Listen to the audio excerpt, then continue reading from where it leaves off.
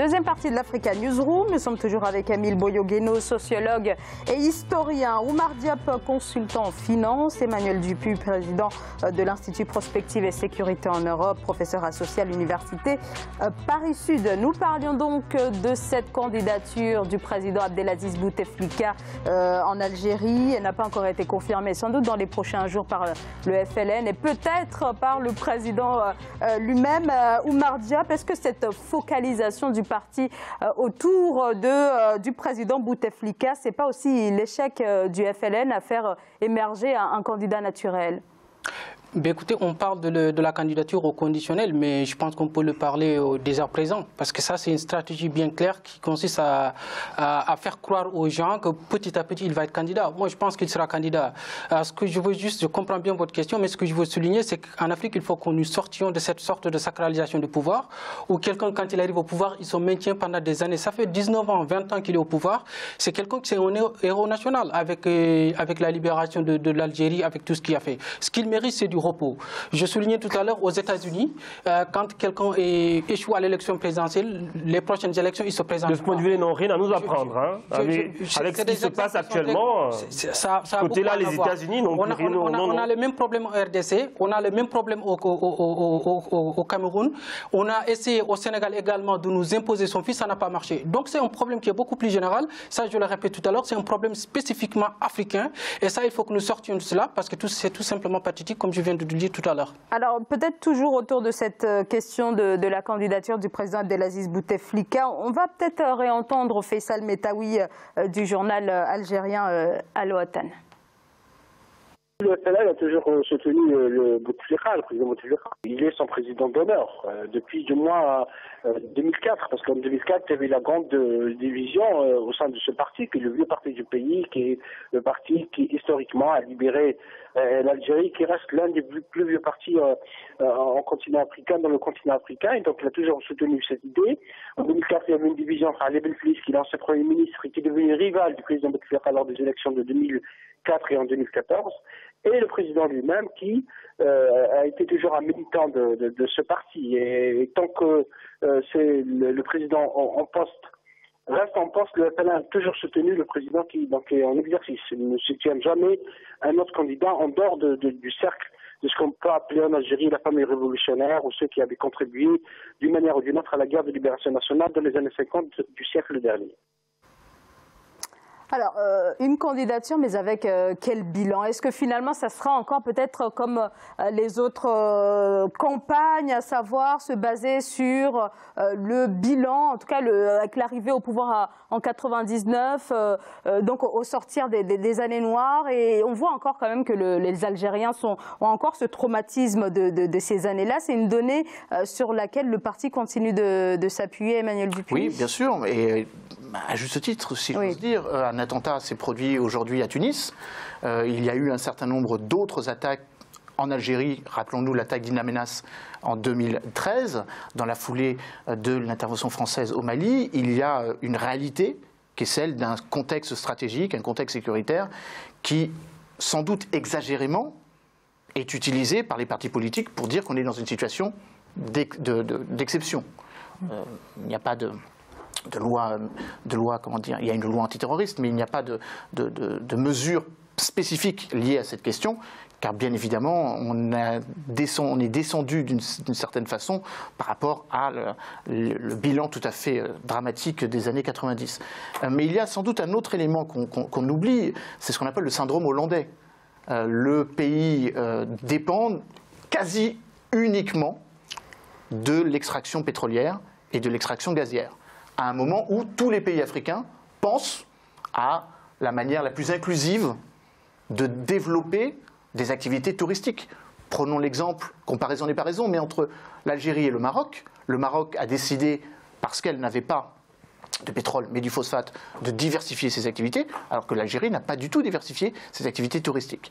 Encore une fois, on ne peut pas comparer l'Algérie et le Maroc par rapport à la taille, 11 millions d'un côté, 44 millions de l'autre, mais il y a effectivement une sorte d'économie auto-centrée sur une activité monogame, si j'ose dire, qui a pu favoriser l'Algérie quand le prix du pétrole était à 120 $, et qui est nettement moins mise en exergue et nettement moins à mettre en valeur dans ce bilan que vous évoquez quand le prix du baril tourne autour de 49-50 $. Tout ça pour dire que le bilan du président Bouteflika est quand même un petit peu faible en ce qui concerne la diversification économique. Il est un petit peu faible en ce qui concerne l'attractivité économique. Bien sûr, il y a des investissements chinois comme partout ailleurs. Mais d'une certaine façon, l'Algérie est en retard sur les infrastructures dont elle a besoin pour s'inscrire aussi dans une approche régionale qu'elle récuse. L'Union du Maghreb arabe n'existe que sur le papier depuis 1989. Et ce n'est pas une réalité. Émile Boyo-Gueno, un dernier mot peut-être. Je pense que la question algérienne, du moins la question de cette élection, candidature annoncée du président Bouteflika, pose la question de la démocratie. Et il est très difficile d'analyser les démocraties africaines exclusivement à l'aune des démocraties occidentales. Il est très difficile, c'est un biais, c'est une erreur de faire cela. Il faut les analyser d'un point de vue endogène, avec leurs forces, leurs faiblesses, interroger la faiblesse structurelle des oppositions de façon générale, quels que soient les pays. De façon générale, les oppositions ont des faiblesses structurelles qu'il faut mettre en exergue. Tant qu'on fait semblant de cautionner ces faiblesses, on est en train de faire le jeu du pouvoir. Et ce sont elles qui doivent nous intéresser, ces oppositions, plutôt que les pouvoirs ou même ces chefs qui mettent 20, 30 ans ou 40 ans au pouvoir. C'est ça qui est important. Alors justement, pourquoi les oppositions sont-elles aussi faibles? Pourquoi ont-elles du mal à structurer des programmes, des stratégies efficaces? Enfin, on a trouvé un terrain d'entente. Moi, je suis toujours sur ce plateau. Moi, j'ai l'habitude de dire qu'il ne suffit pas tout simplement de critiquer le pouvoir qui est sur place. Les opposants, qu'est-ce qu'ils proposent? Ça, c'est très important. Donc, au niveau des démocraties, moi, je suis d'accord avec vous. Parce que si nous prenons l'exemple de Rwanda aujourd'hui, si nous nous référons sur la définition occidentale du mot démocratie, le Rwanda ne serait pas un pays démocrate, alors qu'il marche très bien. Donc, c'est la bonne gouvernance. Il y a tout un peuple qui va avec. Donc, ça, c'est très important. Moi, je pense qu'aujourd'hui, l'Afrique, ce n'est pas du tout ce que je suis en train de dire, qu'il faut se référer au monde occidental. C'est différent. Nous prenons l'exemple du Sénégal aujourd'hui. Au Sénégal, si vous détournez de l'argent avec des preuves, même si le pouvoir en place vous met en prison, il y a toute une partie du peuple qui vous défendra pour dire que vous aussi vous avez détourné. Alors qu'en France, c'est différemment dans des pays qui sont très démocratiques. Vous prenez par exemple un candidat à l'élection présidentielle qui s'appelle Fillon, qui a eu des soupçons le lendemain, il baisse dans les sondages. Donc on ne peut pas comparer.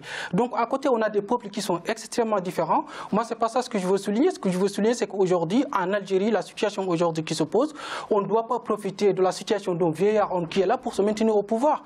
Donc les 44 millions d'Algériens, même si au niveau des militaires, on peut trouver un candidat pour lui donner le repos qu'il mérite. Ce n'est pas du tout dont les Algériens ont besoin aujourd'hui. Merci beaucoup à tous les trois. On passe tout de suite au reste de l'actualité.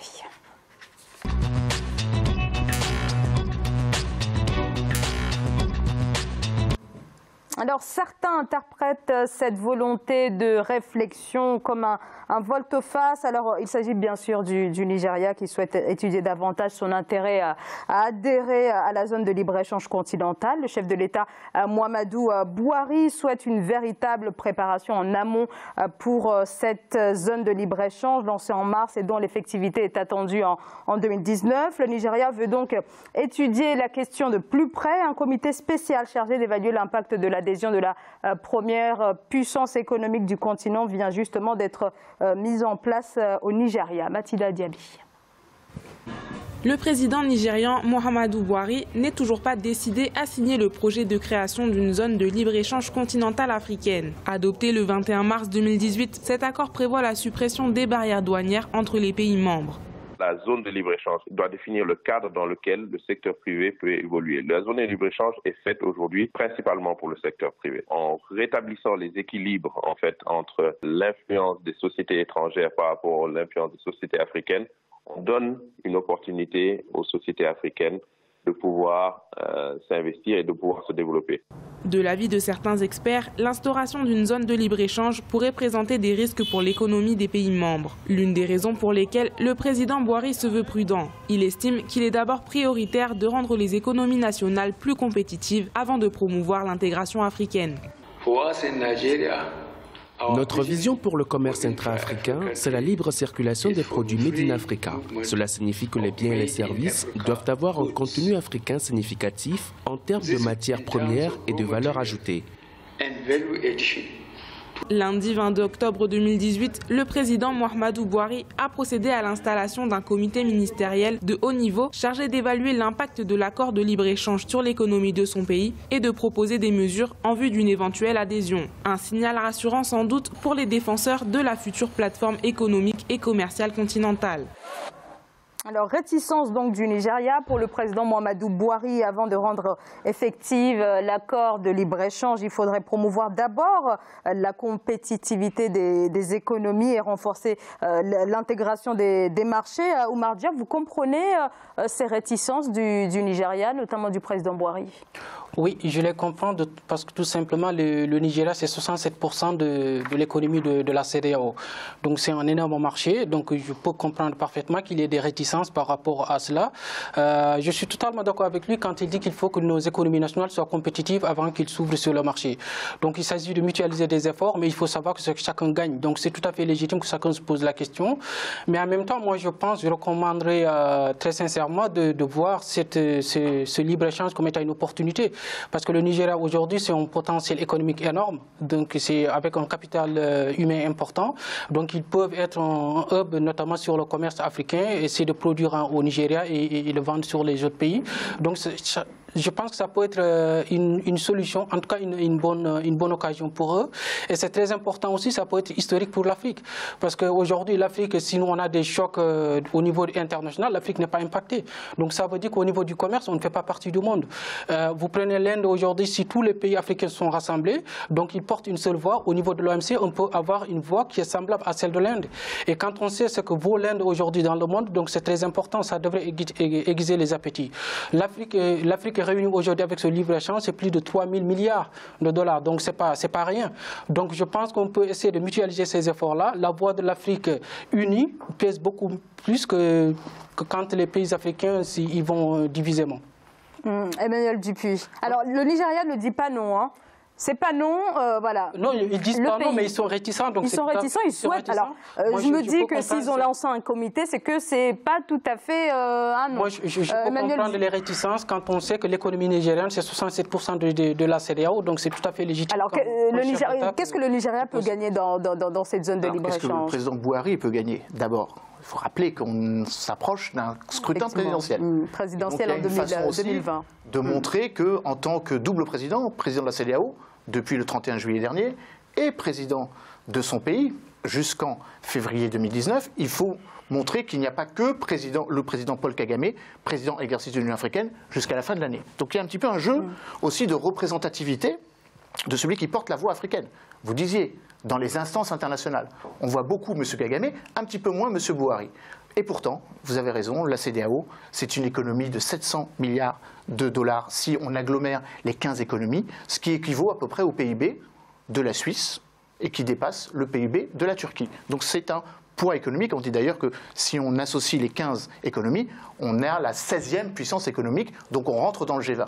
Mais je crois que c'est important d'avoir à l'esprit que la zone de libre-échange n'est pas seulement interrogée par le Nigeria. Sur les 54 pays africains, pour l'instant, en tout cas à Kigali en mars dernier, et malgré les 5 pays supplémentaires qui ont signé lors du sommet de l'Union africaine à Nouakchott, ça ne fait que 49 sur 54.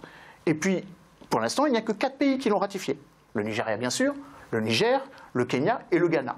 Donc, bien sûr que le Nigeria, qui pèse près de 560 milliards de PIB, s'interroge sur les contraintes que cela va occasionner. Parce que la libre circulation est une réalité dans l'Afrique de l'Ouest, beaucoup moins dans l'Afrique centrale. La zone de libre-échange continentale sera effective en 2019-2022. Certains disent que l'objectif c'est 2063 pour le 100e anniversaire de l'Organisation de l'Union africaine. Donc tout cela prend du temps. Donc je crois que vous avez raison de dire qu'il ne faut pas se précipiter. Alors, il faut 22 signataires au total pour que l'accord soit... 22 ratifications. Voilà, pour que l'accord soit effectif. Emile Boyogeno. Alors, sur cette question, ce qu'on appelle réticence du Nigeria, moi j'appelle ça l'usage de la raison en politique, simplement. En politique internationale pour le coup.